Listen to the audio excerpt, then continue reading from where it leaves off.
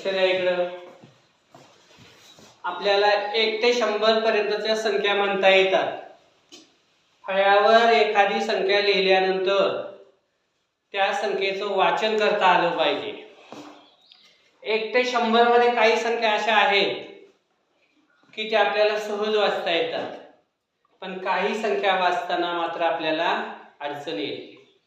मग त्या संख्या वाचताना कशा लक्षात ठेवायच्या? तर इकडे पहा, मी तुम्हाला एक फळ्यावर चार्ट तयार केलेला आहे. त्या चार्टच्या आधारे आपल्याला त्या संख्येचं वाचन करायचं आहे. पहा, 1 पासून 20 पर्यंत आपण सहज संख्या म्हणतो, काही अडचण येत नाही. परंतु 20च्या नंतर संख्या म्हणताना आपल्याला काही संख्या वाचताना अडचण निर्माण होते.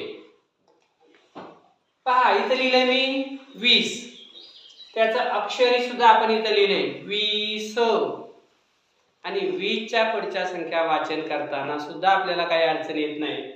20, तू वाच बरं 20 पासून पुढच्या संख्या. 21, 22, 23, 24, 25, 26, 27, 28. पहा, त्यानं बरोबर संख्या वाचल्या. म्हणजे 2 दशक 20 आहे इथं. इथं आपण 20 म्हणतो आणि वाचन करताना सुद्धा त्याच्यामध्ये 20च येतो. बरोबर आहे का नाही? बघा, 20 आणि 3 23. इथं सुद्धा शब्द कुठला आलाय पहा, 20.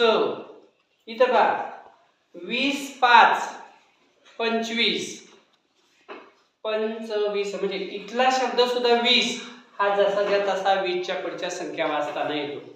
आता इकडे लक्ष द्या, 20च्या पुढं 30 पासून संख्या वाचताना काही अडचण येते का? पहा, तू बरा 30च्या पुढच्या संख्या वाच बरं.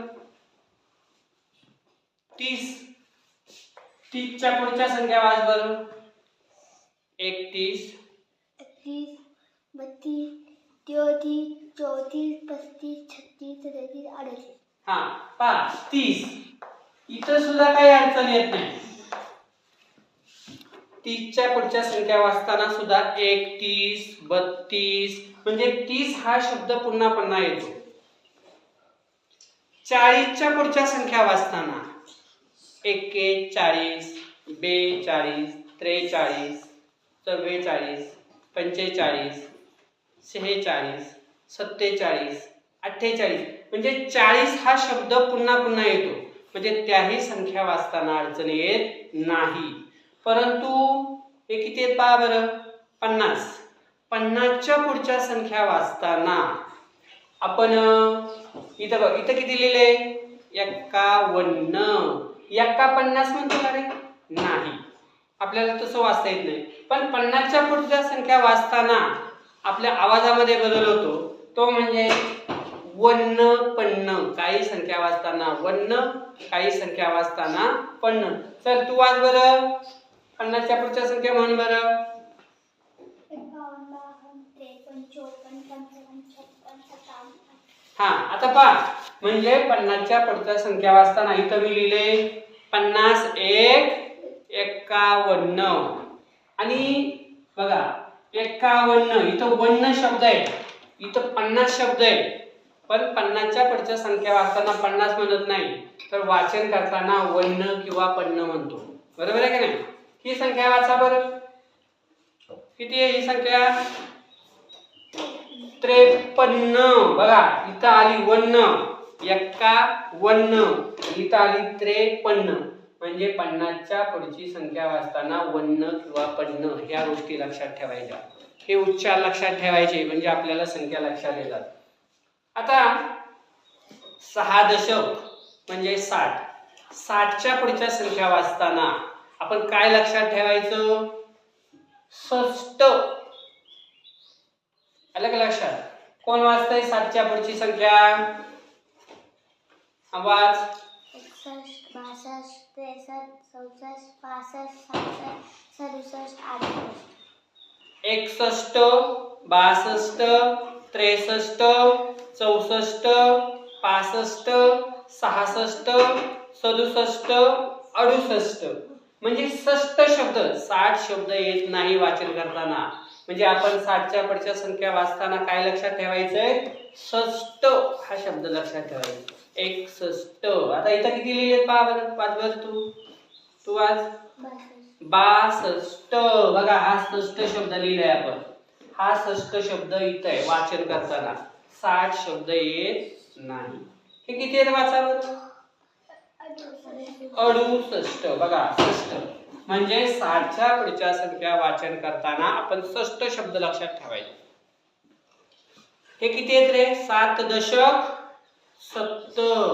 मग 70च्या पुढच्या संख्या वाचताना आपण 70 म्हणत नाही, 70 70 70 70 असे शब्दाला उच्चार करताना येतो. कोण वाचतंय 70च्या पुढची संख्या? वाच बरं. बघा 78 पर्यंत संख्या त्याने वाचन केल्या, पण उच्चार काय येतो? 70. 71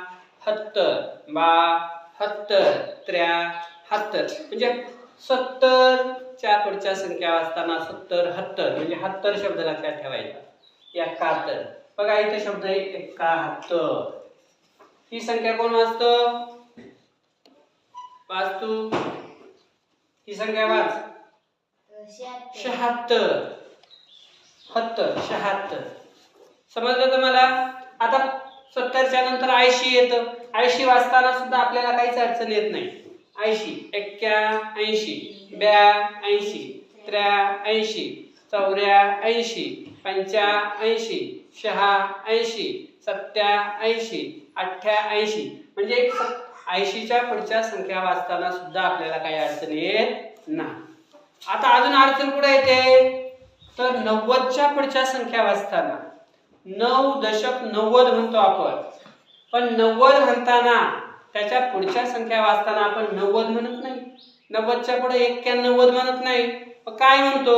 तू वाच. 91 92 93 94 95 96 97 98 बघा म्हणजे 9 91 92 म्हणजे 90 म्हणत नाही आपण, काय म्हणतो?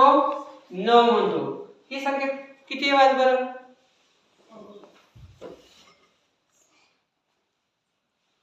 90 6 96 आणि इथं किती आहे? 97. अशा पद्धतीनं आपल्याला 1 ते 100 संख्या वाचन करताना काही गोष्टी लक्षात ठेवायच्या. त्या कोणत्या आहेत? तर 20च्या पुढची संख्या वाचन करताना काही बदल होत नाही. 30च्या पुढची संख्या वाचताना काही बदल होत नाही. 40च्या पुढची संख्या वाचताना काही बदल होत नाही. 80च्या पुढची संख्या वाचताना काही बदल होत नाही. मात्र 50च्या पुढची संख्या वाचताना पन्न वन्न लक्षात ठेवायचं. 60च्या पुढची संख्या वाचताना षष्ट लक्षात ठेवायचं. 70च्या पुढची संख्या वाचताना 70 70 म्हणजे 70 शब्द लक्षात ठेवायचा. आणि 90च्या पुढची संख्या वाचताना 90 नाही म्हणायचं, 9 म्हणायचं.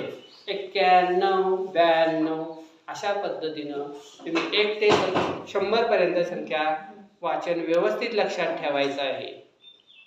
लक्षात राहील? ओके.